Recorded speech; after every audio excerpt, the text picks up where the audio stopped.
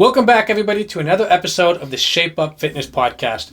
I'm your host, Dustin. This is your co-host, Jimmy. Jimmy Brennan, right here with you. And today, we're going to talk about bulking. Or cutting. Or cutting. Or both. Or both. At the same time. Yeah.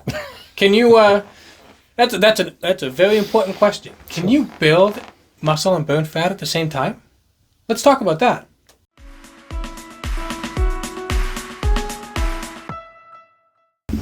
Where do you want to start with it? Because, that's probably the best place to start. Let's start with that, because that's going to be a question that everybody kind of asks. The thing with health and fitness is that it's hard work, and people want the fastest possible solution. Yeah. I mean, if there was a miracle way or a miracle pill with no side effects or whatever, it'd be the most sold item in history, right? But that's just not the case. To get honest results that are going to last, you got to put in the hard work. So the question, can you build muscle and burn fat at the same time? Technically, yes. Yeah, it's absolutely possible. Right. You can. Can you go into a bit more detail on that then, to explain a little bit further as to maybe why it's so frustrating for people who try go down that road and then just become very frustrated, sort of getting caught in a doom loop, you know? Yeah, absolutely. For starters, let's say this. It is possible, but I would never recommend anybody to try it. Coming from like a personal trainer, you would never recommend? From not even just as a personal trainer, but from someone, personal trainer certification aside, my experience in health and fitness, even before I was certified, I would never recommend someone to try doing that.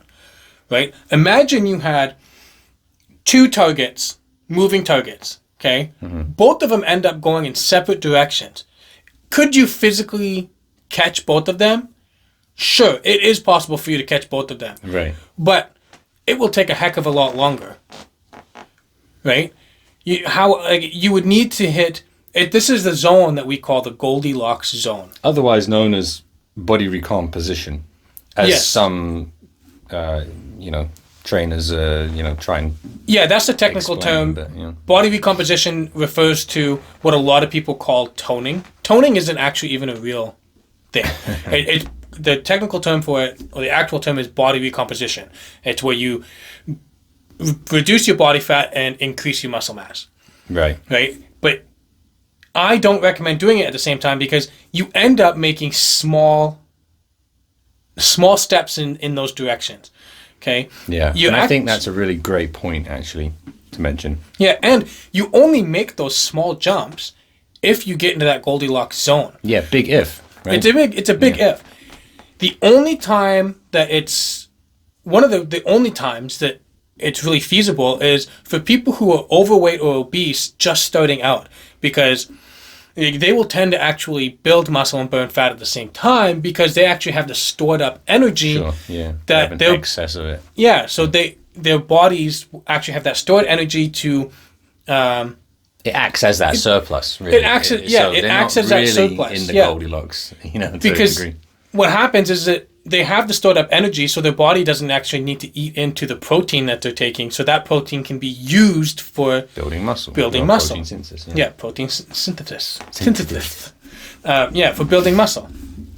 But for people who've been training for a few months, it's just that peak is going to burn off, because your body's not going to have the muscle mass, or not the muscle mass, sorry, the fat mass to fuel that extra energy that's required to build the muscle. Yeah. So as you're saying, that if you're able to keep your day incredibly structured and make it so it's almost identical, which is very difficult in itself. Yeah.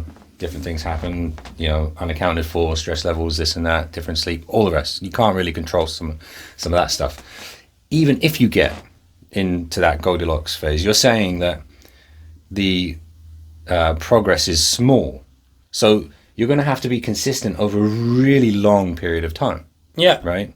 Yeah, and the leaner you get, the more difficult that Goldilocks zone is to achieve. Because think about the things. that you have to keep in check, right? It's not just exercise. You have to exercise. You have to make sure you don't overtrain, for starters. You have to make sure you don't undertrain. Now, for overtraining, it's your body can recover from amazing things. Overtraining doesn't come necessarily from the actual workout. It comes from the other aspects I'm about to list right now. Okay, so you got to make sure you don't overtrain. You got to make sure you don't undertrain. You got to make sure that all your macros, your fats, carbs, proteins, all on point. You got to make sure that your sleep is on point every night. You'd be surprised at how long it takes for someone to recover from a bad night's sleep. Yeah, and now compound that with the fact that your body is adaptive. It's going to be continually trying to fight you and trying to find the most optimal spawn for it to be at. So you're guessing. You're kind of shooting in the dark, right? Yeah. You know? So, or at least that's kind of like on our. Even if you get into that Goldilocks zone, your body's going to just constantly adapt, and then you're not going to be in the Goldilocks, and you got to keep trying. You got to keep changing it. Yeah. It's just not worth it. Mm-hmm. Pick one or the other. Okay, and this is where we get into bulking and cutting. Bulking, cutting, yeah. Now, a lot of our audience are going to be beginners who might not actually know what those terms mean. So let's dive into that real quick. Yeah. Let's start with the cut. This is the most common one. When people look for fitness trainers, they start a fitness journey, most of the time it's to lose weight. They're probably in the overweight or the obese category, and they're trying to lose that. They're trying to lose that body weight. That's the cut. That's when you're in the calorie deficit, you're trying to slim down. Yeah. That's the cut. You're expending more calories in a day than you're consuming. That's you right. You'll be in a deficit. Yeah, exactly. The bulk is the exact opposite. Yep. You're trying to put weight on. Now, there is a large group of people that, when they're starting a journey, it's to do this. There's a lot of people who are underweight that start a fitness journey to put weight on. Now, the bulk, that's called the bulk, which is when you're in a calorie surplus. And of course, your training has to match whether you're on a cut or a surplus. Your training changes a little bit. Training almost is very similar. It's very but similar. It's going to be, I know, like you're on a cut right now and you're kind of going through this, like, time where you're just not feeling as strong. I'm not feeling strong, man. And it's I did chest today. You know? This is the most intense cut I've ever done. Yeah, the longest one I think you've done. The longest one. So normally when I do the cuts I would do before, one, it would be an uneducated cut for one, because my experience would be from actually training back then, not being a fitness trainer. Sure, yeah. Right? I've done one small cut since I've actually been a fitness trainer. Most of the time I was either maintenance or bulking. For sure, yeah. Right? But I've always stayed over 20% body fat, with the exception of when I was in the military. When I was in the military, I had a full-on six-pack, but that was from the training with the military, not my knowledge, right? That was me learning all the stuff that it took to be a soldier. So that I didn't get a six-pack because I was like, oh, I know what I'm doing. I got a six-pack because there was a scary dude telling me to do stuff, and I didn't want to make him mad. Yeah, you know. Yeah, for sure. Yeah. I totally lost my train of thought again. Essentially, you explain the cut. Now you're explaining the bulk. Right. Yeah. So the bulk would be surplus. Yeah. You're consuming more calories than you're expending. Yeah. Which is what you want when you're trying to build muscle, because you're not going to build tissue out of nothing. Yeah. You don't have the building supply. We've spoken about this like a little bit, I think, on another episode. But if you don't have the building supplies, you're not going to build the product. That's right. Right. And so, it kind of goes hand in hand. That's right. Yeah. You can't build something out of nothing. So you have to actually put the stuff in your body to build what you want to build. And of course, now here's an interesting detail about the bulk that I feel a lot of people don't actually talk about, and that's the protein. The protein is actually less important on the bulk as it is on the cut. Sure. Yeah, because on a cut, that protein is so important to preserve your muscle that you've got. That's right. And you're in the deficit. So when you're in a deficit, you do have a level of risk of your body using some of that protein for an energy source. Yeah. Right? When you are on a bulk, you're consuming way more carbs, not just calories in itself, but carbs specifically. So your body will use those carbs for energy, and all the protein you have is going to be used for building muscle. Sure. Yeah. Right? So you could actually get away with having a little less protein. I mean, I would never, but Why would you unless it comes down to cost, right? Well, yeah, exactly. But yeah, you can actually get away with having a little less protein on a bulk than you could on a cut. Makes total sense. Yeah, I always thought that was kind of interesting. It's something that people don't really talk about because I would never really tell a client to eat. I would never be like, oh, eat less protein because you're on a bulk. I would still stick with the 1 gram per goal body weight. But there's like some parameters. So like I guess narrowing in for like viewers, listeners, as far as you've explained what the cut is and what the bulk is, you don't want to go super aggressive or extreme in either direction, right? No. So for example, like on a bulk, you know, if you're absolutely just hammering the calories, like 5,000 calories a day, like you are going to put on so much body fat because you have so much extra energy. It's going to get stored as fat. And that's not really the goal. The goal is to give yourself enough building supplies to build the muscle with minimal addition of like body fat. Yeah. You know, the same thing with the cut. If you go too aggressive, like you're saying, you're going to actually sacrifice some muscle tissue. Yes. Right? So when it comes to you really got to dial those calories in. Yeah, because you don't want to go too fast, right? Especially, see, a lot of people do go really extreme on the cut. I did it the first time, right? You did, you did go pretty extreme, but you're right. The problem with going too extreme is that if you're starving your body, it is regardless of what kind of training you're doing, your body's going to fight against you. It's going to want to reduce your muscle mass because it's so expensive. Yeah. Like survival calorically, type right? of, Yeah. Now, I mean, survival. Since you brought that up, just so everybody knows, survival mode doesn't actually exist. I understand where you're coming from, but there is an idea. There's a concept behind it, though. As far as the body how is it going to best operate? We've got extreme conditions. I can sacrifice a little bit of muscle tissue because it doesn't necessarily think it needs it for your day-to-day activities. Exactly, yes. Yeah, I know what you mean. And I'm just clarifying that because a lot of people that are watching this would be like, oh yeah, survival mode, I know what that is. And then they see it on social media and they're just like, oh yeah, these guys don't know what they're talking about. yeah. So survival mode, but there is aspect to it. And this is actually important for this conversation on the cut and bulk. So let's dive into it real quick. It's going to be a little sidetrack here, but let's do it.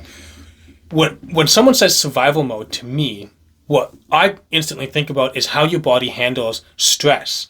And your body will handle physical, emotional, and mental stress all very similar, right? It's not like your body's like, oh, this is this kind of stress, this is that kind of stress, right? So, one, if you're stressed out about anything, whether it's a lack of sleep or lack of food or something emotional happened to you, your body reacts in the sense that it's like something in life is happening, let's prepare for it. That's why when some people stress, they tend to put on more weight for two reasons. One, their body's like, we're in a stressful time, let's make sure we're prepared, and you may find that you store more body fat. Reason number two is stress leads to stress eating. So you actually end up consuming more calories than maybe you think you are. And if you're seeing that stress based on the lack of food, at first what happens is that your body would actually try and store any excess food, right? Any excess energy. So you actually may see a spike in body fat percentage at first. And then you go a couple of days. You saw this on your cut, on your fast. Yeah. However, like that, the readings are different on the body pod from when when you're not as hydrated. So I did that 5-day fast. Body fat was going up, muscle mass was going down. That's right. That's kind of what I was seeing. Yeah. So that's how your body really reacts to a starvation mode, right? After a while, your body's going to say, okay, we don't have enough food for this. Let's get ready for hard times. That means anything that we can get away with storing, store it. Anything we can get away with getting rid of when it comes to muscle mass, get rid of it. Which is why the exercise intensity is super important, because you want to tell your body, like, hey, we need to hold on to as much of this mass as possible. Yeah. And that's where the starvation mode comes from. It's not. There's no actual starvation mode. So you're gonna or survival. Yeah, survival mode. So you're gonna, automatically put on weight. Sure, you might gain a little bit of body fat for the short term, but then you're gonna start losing it again because you're not eating. But it really is dependent on: are you expending more in a day than you're consuming. Yeah, right. So that's right. That is the fundamental behind it. It's that easy. If you're eating less than you're expending, you will lose weight. Yeah, like body doesn't fat. matter what you're eating. Yeah, yeah. If You'll it's lose like weight. in extreme conditions, if the diet's not really dialed in, maybe you're going to be sacrificing a bit of muscle tissue or whatever. But yeah. if you're eating less than you're expending, yeah, you're going to drop weight. If you're eating more than you're expending, you're going to put weight on. Yeah, I mean, yeah, and that's it. That's it. So and that's, you said like you might lose a little bit of muscle mass if you're not dialed in, diets, and that's where the protein. Yeah. that's where the in both the cut and the bulk. Yeah. But let's dial in on the cut first. Okay. So if we're dialing in on the cut, the important thing with the cut is that you want to balance everything. This is why your macros and caloric intake are so important. Mm-hmm. You're not going to cut if your calorie deficit's not low enough. Right. Sorry, your calorie deficit's not high enough. Because you need a high calorie aggressive deficit. enough. Yeah. Up, down, left, right. And then the proteins, carbs, and fats, you want to dial those in. Mostly the protein. The carbs and fats to a level are exchangeable. The only downside with exchanging carbs and fats is that fats are higher in calories. They produce higher calories than carbs. So that's the only reason why exchanging them is kind of a pain, because you can eat more carbs and stay on your calories than you can fats, right? Sure. But it's not just about losing weight. You want to lose the right amount of weight. And you also want to lose, you want it to be right body kind fat. of weight. Yeah, you Body want it fat, to be, you want to lose the right kind of weight. That's what I meant to say, not the right amount. Mm-hmm, mm-hmm. So absolutely. You want to be able to make sure you're maintaining that muscle mass during the cut. Yeah. Very important, because very important. If you've come from a bulk, like if you had a successful bulk, you've built a lot of lean muscle tissue. Yeah. And it, you know what? It was pretty damn hard work to actually build that muscle tissue. So you want to do everything you can to preserve it. That's right. Because you work so hard to get it. Yeah, exactly. So, yeah, exactly. Super important. And now, same thing goes with the bulk. Let's talk about the bulk real quick. Yeah. When you start a bulk, you want to build the right type of weight. Goes back to the thing. Too high a surplus, you're going to be putting on excess too much stored body weight. fat. Yeah.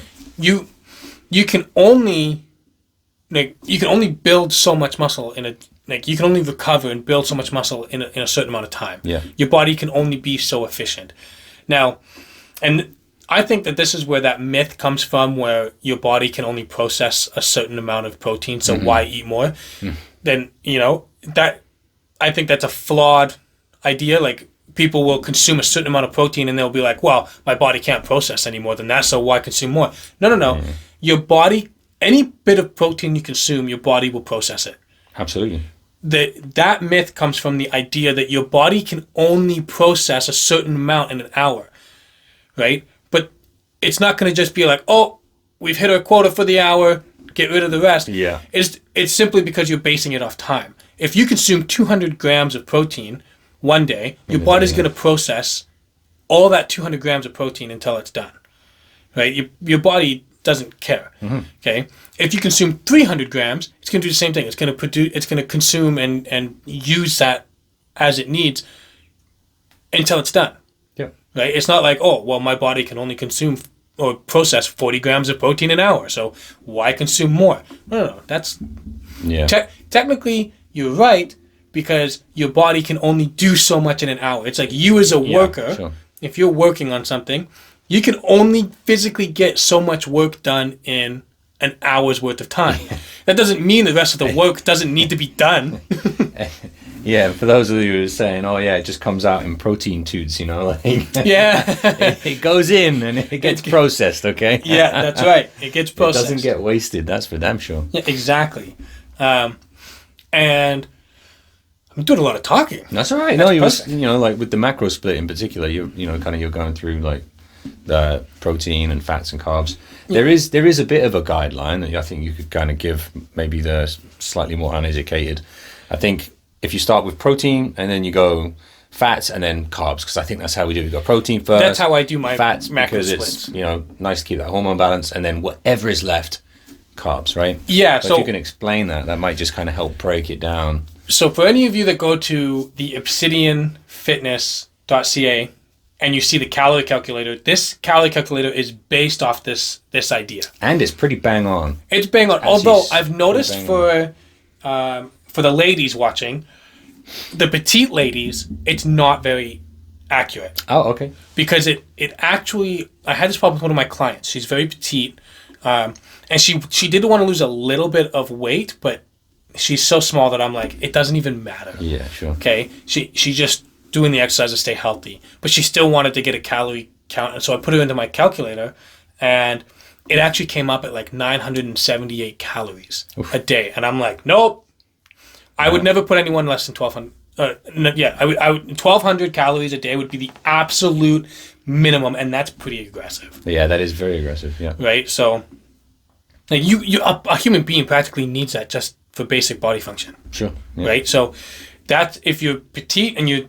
That being said, I would never like she was 117 pounds and she wants to lose 7 pounds to be 110, and I'm like, Jesus. If you're 170 pounds, do not worry about losing weight. Okay. Make sure you're eating the right food and try building some muscle. I was going to say, protein. If anything, get lean, build muscle. Maybe you weigh a bit more because muscle is more I wouldn't fat. even worry too much about, like, if you've maintained that weight, you're okay. Yeah. I wouldn't even worry about your calories. I'd just worry about tracking your protein, and that's it. Yeah. You hit your protein, I'm happy with that. If you start gaining too much weight, then I'll be like, okay, we'll adjust. Sure. But if you're that small, but the point is that my calorie calculator has that flaw, and I would love to find a way to fix it. But it is based off this algorithm that has literally worked for me every time. It's worked for you every time. It's worked for all my clients. And essentially what I do is I break it down in this. I start with the protein. Well, first I start with the calories. I start with the calorie count, and then I start with the protein, 1 gram per pound of goal body weight. Mm-hmm. And yes, you could get away with less. 0.7, 0.8. You can get away, but that's a good rule of thumb. Really, sure. You can get really good. You'll get really good results with that. So, 1 gram per pound of goal body weight of protein. The next, I do the fats. For men, I do about 25% of the caloric intake in fat. For women, I do 30% of the caloric intake in fat. And then whatever is left is the carbs. That's it. It's literally that simple. Yeah. And it works every time. Of course, you can adjust as you go. You don't like the results. You can go up and down. Track usually. I typically weigh myself every day. I just enjoy doing it. Typically most people do it once a week to see a trend over time. Yeah. And that is a really good indication if you're looking every week. At a check-in.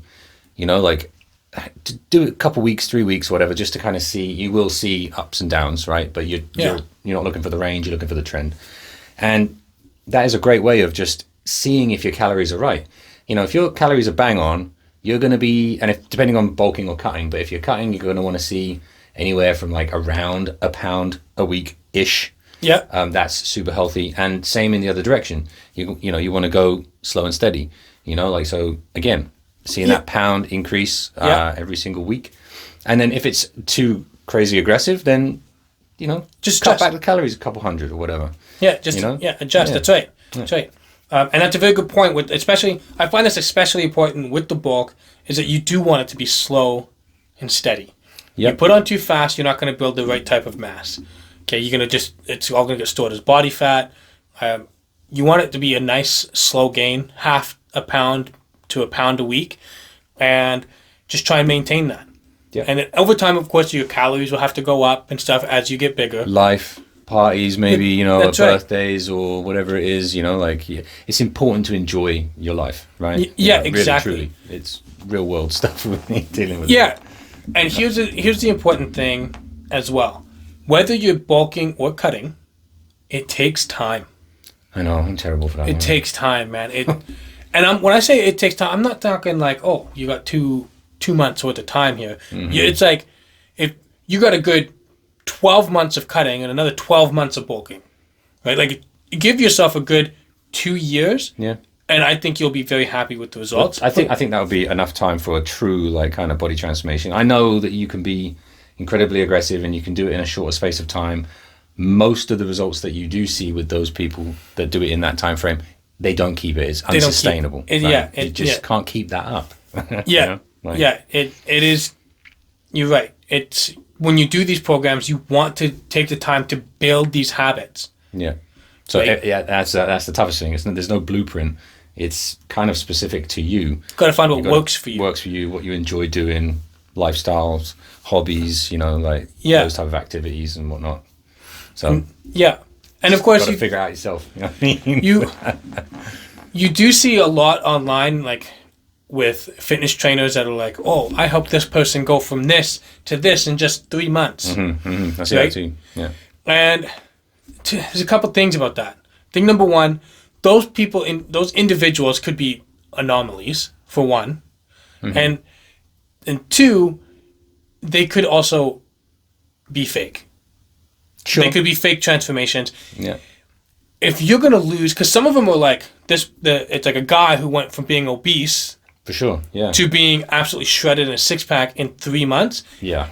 It takes 3 months just to start seeing relatively decent results. That's if you're doing it the right way. That's if you're doing it the right way. Because there's that to it as well. Yeah, I mean, there's a lot of these peptides nowadays where you can like take pills and they help you with your, appetite suppression. Yeah, I was going to say the appetite suppression, James Smith one, whatever. He's kind of boasting about it now. He's like that. There are side effects and stuff to it. Yeah. I can't really talk too much about it because I haven't dived into it. Sure. It just doesn't seem right. You're taking a pill or an injection, whatever it is, and like to lose the weight, you're not really building the habits. Because once you've lost the weight, you still have to keep it off. Yeah, and that's the main problem I have with those things. And I think, in life, I think if you always try and look for a shortcut, then I think that you're never really going to be fully fulfilled that you actually took the time and ground and did it yourself. Yeah. And don't get me wrong, there's a lot of people out there that take these things and they're life-saving. Sure. Legitimate life-saving situations where people are having heart problems because they have so much weight on them and like those instances, like if your doctor's like, you need to take this or you're going to die. Like, by all means. No, don't have to listen to your doctor every time. You don't have to listen to your doctor every time, but... No, I'm joking, but... they have a purpose, they do have a purpose. But if it's just to like, I want to have a 6-pack, so I'm going to take these, is it really the right thing to do? Probably not. Does it align with your goals, right? Yeah. Because, like I said, the whole point of these journeys is to learn the habits so that while you go through life's hardships and, events and you're gonna have ups and downs where you gain weight and you want to be able to have the knowledge and the habits and the ability to hop on the scale and be like, gained 5 pounds. Could change something. Yeah, let's lose this 5 pounds real quick, Yeah. And you could lose 5 pounds in 2 weeks. Yeah. It'd be hard. Yeah. But I mean, it's that if you're taking a shortcut, you're not going to build those habits. You're not going to know how to keep it off. Yeah. And I actually saw an influencer. I don't remember what her name. She just kind of was like in the algorithm, and she popped up, and she looked phenomenal. She had really good muscle tone. She was like really nice low body fat percentage. She looked great. And in the video, she was actually replying to people's comments because she was very open about how she used these peptide type like appetite suppression. I don't remember which one it was that she used because there's a few out now. And she was kind of getting bashed about using it and being like, you didn't really do that. Like people out there are kind of lumping them in with steroid use. What, the keyboard warriors that are like 450 pounds behind the screen? Yeah, just people giving her a hard time but she made a good point, right? She doesn't look that way because she took those things. Sure. She looks that way because she did what it took to put on the muscle mass, and she used these to help reduce her body fat percentage.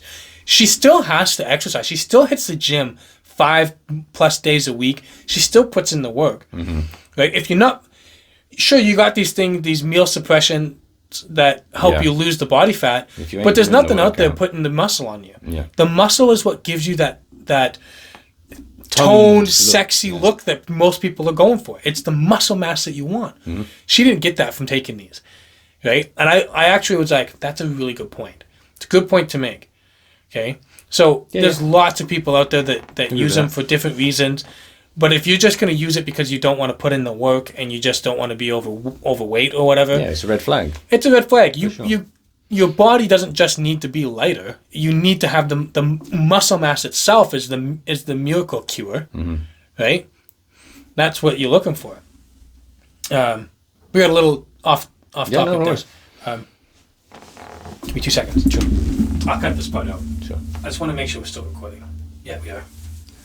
I feel like that would suck, hey? It would. It's a good one, though. Yeah, we're having a good chat. Yeah. Okay. So just dialing in the macro side of things, like whether you're bulking or cutting. What are you sort of shooting for above maintenance for a bulk and below maintenance for a cut? So somebody's dialed in, they've got their calories, they know what they're eating for protein, they know how much they're eating for fats, how much they're eating for carbs. Like, how do they really square it in as to, I'm going to bulk or I'm going to cut? How much more do you want to go above maintenance, up and below, and what do you expect the result will be like week on week? Okay, so that's a really good question. Generally, and you'll see this in almost every like fitness tracking app. Okay, you'll see how they have this split up in a difficulty range. So like easy, hard, like very hard. Okay, so some of them even have like 4 or 5 options. You can go as low as 250 calories I would say probably not in a surplus. You wouldn't really get the results you want with a 250 plus. That's just too close to maintenance. Yeah, I think it's just too close to maintenance to get what you're looking for. Not enough building supplies there. Yeah, exactly. But for a cut, you could go as low as 250, and you would see roughly half a pound a week gone. Okay, you can go to that's like beginner level, very easy. Gotcha. Yeah. That's very easy beginner level. You're like talking 250 calories below your maintenance. Yeah. In a cut. Yeah. And here's an important thing: how do you figure out your maintenance? Let's start there. Yeah, sure. Because I think that's where a lot of people would be watching this video and be like, okay, that's all fine and dandy, but what's my maintenance? You got the calculator. You got the calculator. You can use my calculator on my website. You can use almost like if you download My Fitness Pal, they'll do a calculator. If you have a fitness trainer, if you don't, hit me up. Shameless plug. Yeah, I love it. Thanks. But if you do a fitness trainer, they can help you. There are a couple of algorithms, like mathematical algorithms, you can use to get your maintenance calories. I don't know why I struggle so hard to say that. But just use a calculator. There's tons of them. You can literally type in on Google calorie calculator. Yeah, we had. I remember in one of the very first episodes. Second episode. I remember you talking about actually finding out what your maintenance was. Yes, we did. Kind of specified that. I mean, do a brief description. For this pod. But I was just going to say that there are. We did. There is a podcast with that. That dives a little bit deeper into it. You could also do it like a very rough estimate. You see a lot of people that say take your body weight and times it by 12. Yeah, there's one, depending on whether you're bulking or cutting, I'm not exactly, but the one I heard was like a cut, you times it by 10. If you're 200 pounds, you want to be shooting for 2,000 calories. That should give you some form of cut, and then you do pretty that accurate, actually. Yeah, and you then weigh yourself week over week, and then you kind of see like, okay, am I losing? Am I staying the same? Am I actually going up? Yeah, and you adjust. Yeah. I actually really like that method for a lot of people because it's so simple. I know. And starting your fitness journey is so hard already. There's a lot of these social media posts and gurus and stuff that are just hamming you with all the scientific reasons and how this works and why it works, but the majority of people don't care. what they want to do, they're like, hey, this is hard for me. Give me numbers. Just tell me what I need to do, right? Of course, I think it's important for people to know how to do it themselves, but they don't need to know the itty-gritty for the most part, okay? A lot of people out there just need to know, well, what's my maintenance, okay? Okay, so go to Google, type in obsidianfitness.ca and and use the calorie calculator. It'll give you your maintenance. Yep. Okay, you can select you want to maintain, lose weight, build muscle. Yep. You can check. It'll give you your maintenance. Okay. And once you got your calorie numbers.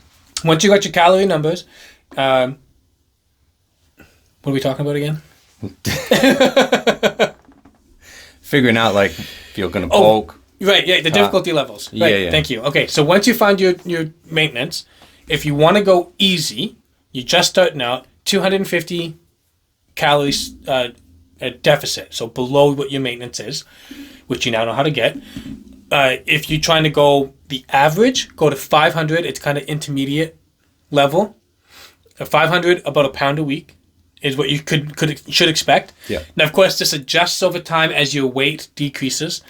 Yeah, good point. If you want to go hard, you go to about 750 calories. Yeah. Okay, so that's a pound and a half a week. Yeah. If you want to go really hard, do 1,000 calorie deficit. Yeah. Now that's really hard. It is really hard, and I think it's just super important to remember that it's going to be really difficult to get nourished at such strict caloric intakes.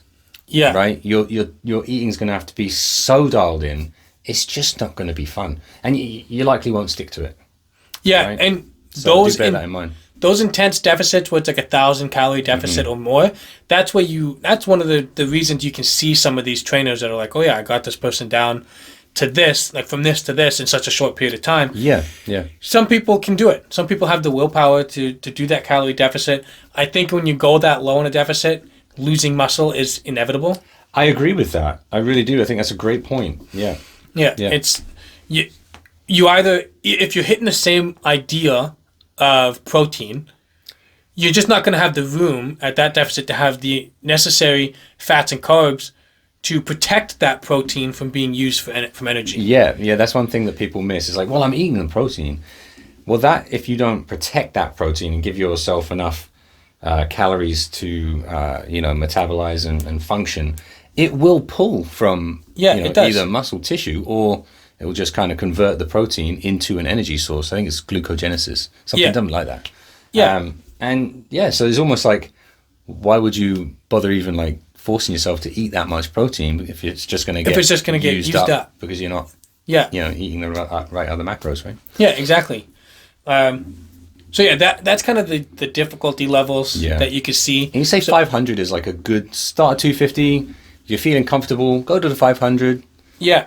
And most of the time, that's what we work on. We work on a 500. 500. 500 calorie deficit. Now, for a bulk, I wouldn't even bother doing the 250. Sure. That's just my own personal opinion. There could be some trainers out there that are like, there's a lot of trainers out there that are like the actual sports scientists and stuff, which I'm not. I'm not a sports scientist. I'm just a fitness trainer trying to help as many people as I can. Yeah. If your goal is to build as much muscle as possible, you will want to have a bit of a buffer. You will want to make sure that, and 500 calories over is not excessive. It's not. Means, right? I would say that would be to me a good start. I would start with 500 calories, and then see how you're feeling, because a bulk is hard. People think that the bulk is going to be easy, but it's hard to get in that much food, especially after a cut. But it's hard on a regular. It's hard to get that much food, man. Going from cut to bulk, yes, but I've been on a bulk for a little bit now, and I absolutely love it. Yeah, we're foodies, man. I can't wait to go on the bulk. Oh man, I love it so much. I honestly, I feel like it's been relatively successful. I can't remember exactly how long I've been on it, and I've had a couple of injuries, back injury and stuff like that. But I kind of back injury not related to my training. No, that was work related. But yeah, I mean, basically about roughly a pound. I've gone from about 10%. There's a 2% tolerance on the body pod scale, so I would say worst case, like 12% I got as low as. Yeah. And I'm kind of now around like, I think it's like 11.7, 11.9, 12. So, could be around 14%, Right. But 2%, and I've put on from 169 pounds to like 184. I think I was saying that today, 184-ish. Yeah, you said you were around that, yeah. Because I was like 188 today, but I know that's kind of a fluctuation from the weekend or whatever. Yeah. So 184 is a good kind of bet. That's like 2% with, one sort of just over, what would that be? 169, 170. So yeah, like over 10 pounds, nearly 15 pounds-ish. Yeah. Right? Yeah, you're looking good too. So I appreciate that, and only 2% extra body fat, in that time frame. And that's what you're looking for. That is, yeah. I was really exactly happy with what that. you're looking for. Yeah. It's inevitable. You are going to put on a little bit of body fat. You have to be comfortable You with got to that. be comfortable with that. You have to, yeah. Absolutely. Because it can be tough psychologically, especially for people who are dealing with a little bit of that. I think we spoke on it. Some eating disorders and stuff. And, eating disorders, body dysmorphia. It's really tough, especially if you've come off of like a successful cut and you got like the six-pack showing and stuff, and then you want to go on a bulk. Be ready for the six-pack to disappear a little bit. Yeah, the old Homer Simpson into the shrub. Yeah, that's right. That's right. Yeah. Don't worry, he's still there. They're still there. But yeah, so for a bulk, I would say just try to go right up to 500. Yeah. Because you do want it to go slow. You want a nice good like pound gained a week. Now keep in mind your training has to match that. Like you've upped your volume of training. Yep. Perfect. Yeah. And I think that if you're gonna go, it's sensible, in my opinion, to go from like a cut to a bulk to increase your volume of training. Yeah, well, I think you've got the building blocks in which to at least fund that extra volume. Yeah. Does that make sense? Yeah, because your energy will be up because you're consuming more energy. Calories, yeah. Right? You either the same protein or you've upped your protein because you're trying to gain weight, right? Pound per goal body weight. So you not only do you have the energy there to protect the protein, but you have the protein there to use for building blocks. So as long as your sleep is on point, you're getting good sleep. I think that anytime you go on a bulk, you should up the volume if you can. If you can. I think that's great coverage as far as like the mechanics of bulking, cutting. Now, how do we kind of like go from applying the bulk or cut, if you've decided that's for you, like if you really want to go recomp and you want to, you want to go for that Goldilocks zone, like, have at it. Like no worries, try everything, right? Just give it a go. Shot, but right? I will say that it's probably going to waste a lot of your time. So how do you, or what should you consider on when to bulk versus cutting? Like through the year, or like what would you kind of say into like that sort of type of conversation?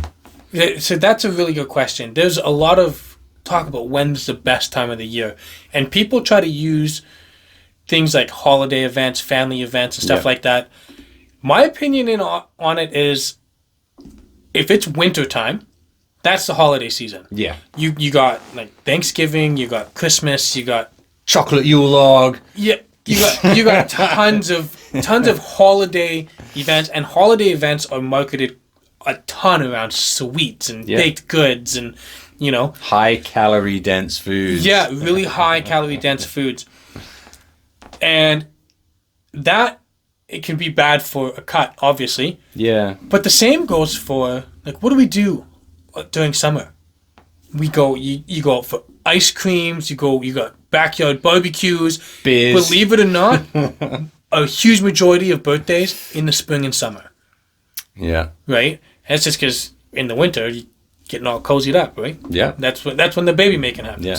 Right? So a lot of birthdays end up happening in spring and summer. Yeah. So you got a bunch, especially for you parents, you got a ton of birthday parties to go to, and then you still have holidays. You got Easter is in spring. Mm-hmm. Yeah. Is there a big holiday in the summer? I don't think there is. But there's just summertime, where like people are just out. It's depending on where you live, but it's like super hot, like super hot. Yeah, people tend to go to like the pubs more. They go to barbecues. Breweries are putting on all kinds of shows, and like it's a part of our culture too. Yeah, like you're outside. Now the plus side with that is that you're outside moving more. Yeah. I mean, you can kind of counteract those types of situations with, if you were to, you know, how like you can budget, you know, and just budget accordingly. You know, you've got an event kind of coming up. It's at a time where you think you might prefer to cut, you know, overall, but you still really want to attend this event. You can still do it, you know. You can still, like you can balance it out and budget. You know, cut your calories a few days before, so long as the rolling weekly average is still the same. Like, you're not going to destroy the progress or anything like that, you know. No. Like most of my weekends are very much enjoyed, you know, to be honest. And, you know, progressive overload's there, the progress is still there, strength is increasing, weight's going up nice and steady.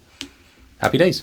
Now, this is my 2 cents on the when to do when. Okay. Right. Let's start with winter. I would say you should bulk during winter. I agree. Couple reasons. One, you're gonna when you bulk, like we already said, it's inevitable you're gonna put on body fat. Yes. But it's cold out, which means you've already covered up. I'm talking. This is all based on like the aspect behind aesthetics, like aesthetics. Aesthetics. Yeah. I had a hard time saying that. Aesthetics. On looks. I'm basing this all based on looks, because a lot of people do these journeys because they want to look better just as much as they want to feel better. So you cover it up most of the time, so it's not like you're trying to show off your physique too crazy. Like summertime, right? Yeah. Like in the summertime. So if you do a bulk, start a bulk in fall, right, and you do it all throughout winter, and then when spring hits, you start your cut. Yeah. Right? Because now you can do a full 3-month cut, and then into summer, right? Into summer. Yeah. And so you can still see really good progress in 3 months of a cut. So and obviously it depends on how much you bulk and if you do the bulk right. Yeah. But yeah, so then you start right at the end of winter you start your cut. Okay? Even maybe into spring, is that what you yeah. So right at the end of winter, maybe the last month of winter, which is December, January, February. Yeah. So say for the last month of the winter, you start your cut, and then you cut all the way into summer. Right. So you cut all the way through spring. By the time summer comes, you got your summer body. You're looking good, ready to rock. Yeah. And then for summer, to match for the barbecues and all that stuff, you just stay in maintenance. Stay at maintenance, Stay at maintenance, and then you coast at maintenance through the summer. Into fall. And then into when fall starts to come, you can start another bulk. Yeah, as soon as you get that toque and the old bomber jacket out. That's right. Time to start the bulk, man. You start the bulk, and then that gives you the caloric room for all the extra dinners and all the extra baked goods, and but do it right. Don't go overboard, because you can also ruin the progress throughout summer and winter. Or not summer, sorry. Fall and winter. You could do a lot of damage with muscle mass. So still train, but you can still get, all those turkey dinners and the desserts. You don't have to feel guilty about having those things. Nope. Right? So that's what I would say. Bulk during the winter, for the fall and the winter. Yeah. Start your cut right at the end of winter, all the way into summer. Yeah. And then just for those 3 months of summer, just coast. Yeah. Right? And then once fall hits, start another bulk. Time to get back, yeah. Time to get another bulk. Yeah. And if you do it right, a good 2 years at doing it that way, I bet you'd just be an absolute monster. Yeah, agreed. Yeah. I think you'd have a pretty good balance. I mean, I dislike that word, but it's true. You'd have a pretty good balance on a pretty good lifestyle. I think so. Yeah, absolutely. And I think that it's not so much the like will you have better results if you bulk at different times a year? I think it's based on when you're going to be the most comfortable. Yeah. And I personally think the way I broke it down, it just makes so much sense. It makes so much sense. It does, yeah. Right? You're covering yourself up. You're not too worried about people seeing you put on a little bit of weight, and then it's also nicer when you're bulking to actually find it easier to consume those calories to get you in surplus. Yeah, totally. Which is also a nice thing too. It just kind of goes hand in hand. I mean, I know I brought this up. I know you don't necessarily think that maybe it's a super valid point for a lot of people, but I had a super terrible flu like not so long back. I mean, you come down with it, kids come down. Oh yeah, it's the worst. Everybody around us, like we knew. And I'm just thinking to myself, if I was on a pretty aggressive cut, like you're pretty low on energy anyway. I think that something like that could hit you pretty hard, especially like flu season, right? Typically is in sort of fall, winter time. Yeah. Lots of sniffly noses, stuff like that. Why be, why put the stress on your body? In a cut, yeah. Why be in a sort of a weaker position almost, versus like having the extra like surplus to kind of guard against that. It kind of ties in with it. It's just what you're saying. Everything kind of just, for us at least, makes sense. Yeah, it just makes sense. Yeah. The only thing I would sort of finish with is, like, what do you say to people who want to maybe do a more frequent bulk cut? Because there's no specific time frame. Perhaps I'd say it's probably better to stick with a nice, longer, consistent. Rather than this is, it's sort of. A little bit more controlled, and you can really get the results, build the muscle up, take the sort of body fat down, and really build it up to give yourself enough time to really do that. But what do you think? I think I 100% agree.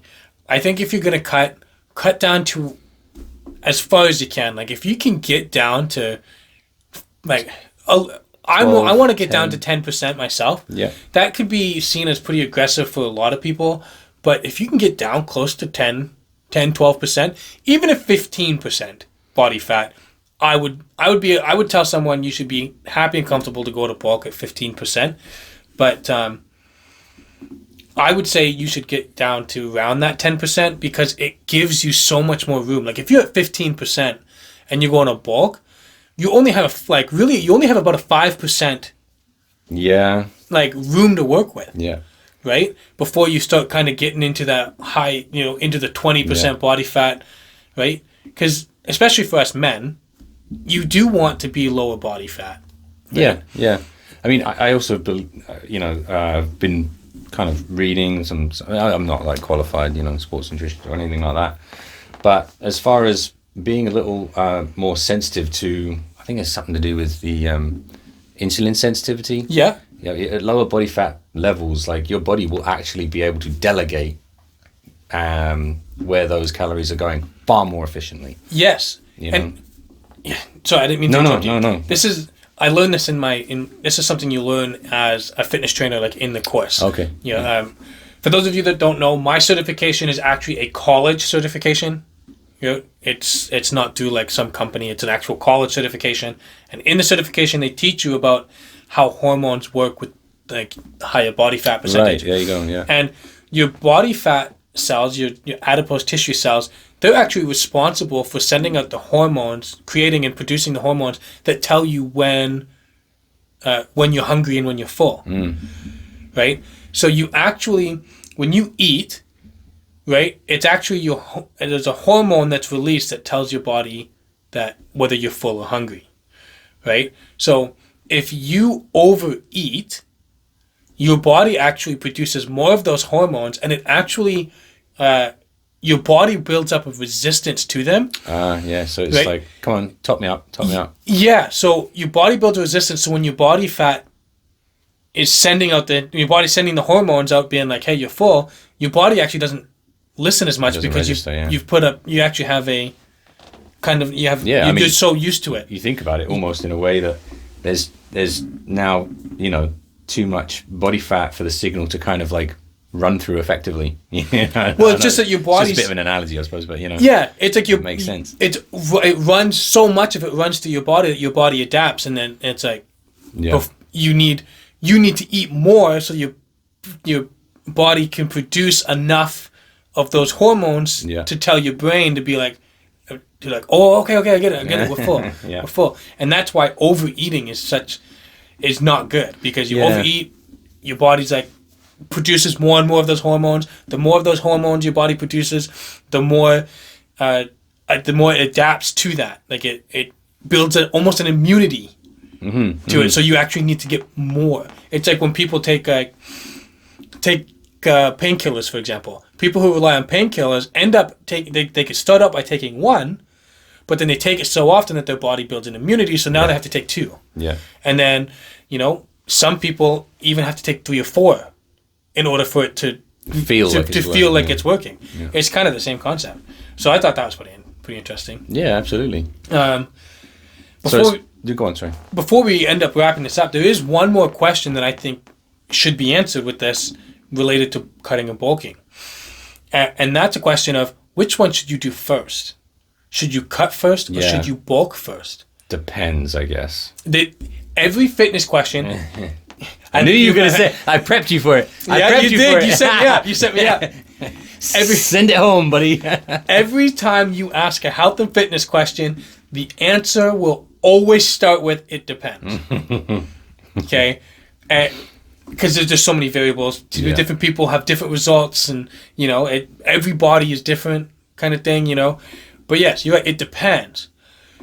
Now, you look at it in two different ways. Way number one is, I would say you should bulk first, because if you bulk, you can put on more muscle, so when you do the cut, it's more effective. But if you put on more body, you put on more muscle mass, when you do the cut, your actually caloric intake would be higher. Or your basal metabolic rate would be higher, sorry. Okay. Does that make sense? Kind of, Because muscle mass is more expensive. So if you put on more muscle mass, you required during more the cut. During you the will cut, be able to expend more. You'll be able to burn through more. Your body will burn through more It'll be calories. expensive to kind of... That's right. That's tough. That's a tough one. I think for me, I think it depends what body fat you're at. Yes, that's true. That's also I think that's another depends. Plays into it. Yeah, it depends what your body fat you're at. I think you're right. If you're above maybe 20%, I think you should go on a cut. To begin. Your body will become a bit more sensitive, especially when you go back on the cut. You're delegating macros a bit more efficiently. I just think that's probably where I would start, but it depends. Yeah, it depends on the situation. Yeah, it does. Like if you're morbidly obese, you're not going to go on a bulk. A bulk, right? Yeah. You're gonna you health wise, you need to go on a cut. Yeah. But keep in mind, someone who's morbidly obese can also hit that Goldilocks zone. Mm-hmm, right. So that's one variable. The reason why I generally put people on a cut first has a lot to do with their psychology behind it. Because when someone hires a fitness trainer, they start a fitness journey, they want to see results. Oh, interesting. So you're just saying the number on the scale. The number on the scale. Someone will be happier and way more likely to stick to a routine and build those habits if they're seeing something that makes them happy. Right? So if someone hires a trainer and they see the scale going up, or their waist size going up, there's a really, really high chance they're not going to be very happy. Even if you explain to them why they're going on a bulk, they're still not going to be happy. So if you put them on a cut to lose that weight, you start off with a win. You start off with a win. Yeah.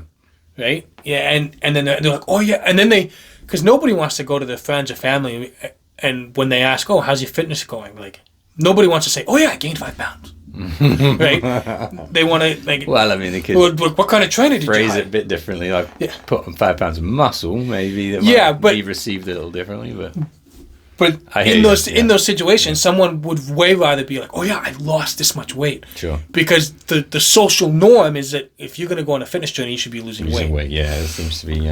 Now, for someone that's already experienced and is at an okay body fat percentage, say someone with my body metrics came to me and they were wanted to go on a fitness journey, I would be comfortable putting someone with my metrics on a bulk first. Yeah. But it's just when you do that, the psychology behind it makes it way less likely for someone to stick with it. Yeah. Right? Yeah. Because even if they they're going to look at themselves in the mirror and they're going to see that they're putting on body fat. They're going to see that they're getting bigger. That's the whole point of the bulk. They're going to stand on the scale. The number's going to go up. Yeah. Right? And then, unless that's their specific goal, right? If their overall goal is to get shredded, then it's just the psychology behind it's just not going to be beneficial. Yeah, I mean, I've gone down that road. I mean, doing a pretty decent long cut. And unfortunately, this is kind of to the point of should you bulk or cut, really? I got down into close to 10%. I wasn't really happy with the results because I don't think I had enough skeletal muscle mass to show the definition. Yes, right? That's right. And so, it really depends. Do you have a lot of muscle mass already?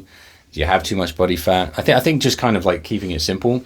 I think if you're around 15, you know, like you can consider going on a bulk. If you're above 20, maybe go on a cut. Yeah. If you get down to that 10%, definitely go on a bulk, you know. Yeah, I think anyone over 20% shouldn't go on a bulk. No, I just think even if they were to do like a slightly shorter cut, perhaps, you know, like just get that kind of down, get that starting like body fat percentage, like give yourself that gap. So when you do go on the bulk, you're going to have built a bit of muscle when you get back to a similar body fat percentage, right? That's right. So now, of course, all of this talk is based on the idea of body recomposition training, right? If that's the goal. There are people out there that want to train to be strongmen. Just powerlifters. Powerlifters, right? Because there's a strongman competition, right? That's an actual sport. And some people want to train for that, right? That's all about getting big and strong. Yeah. So most of the time, depending on where they're at, they're not interested in going on a cut. Yeah, yeah. Right? That's a good point. They don't want to be 150 pounds, right? They want to be 250 pounds. Yeah. 200, maybe even 300 pounds, right? Because they need to be strong. Yeah. Hopefully that's clear. We're not trying to convolute or anything. Yeah. We're not saying that this is the way it needs to be. Yeah. If you have any questions, obviously we're always here. You know, like we love these questions. I love questions. Yeah. It makes me better. I love questions I don't know the answer to. Yeah, absolutely. Yeah. You know, I think that's a pretty like decent place to kind of wrap things up for everyone. I think we covered it pretty decent. I did, yeah. Hopefully it didn't drag on or drown on too long. Yeah, I think that's pretty good. Hey guys, if you're watching, thanks for watching. If you're listening, thanks for listening. If you have any questions, leave them in the comment section below. I would love the opportunity to answer them to the best of my ability. If you want to start your fitness journey but don't know where to start, head over to obsidianfitness.ca, use our calorie calculator, and sign up for our newsletter. We also have Facebook groups where you can share your progress, ask questions, and we're here to help. If this helped you in any way, shape, or form, make sure to follow us, like this video, and give us a comment. Thanks for watching, guys, and we'll see you next time on the Shape Up Fitness Podcast. Pleasure as always.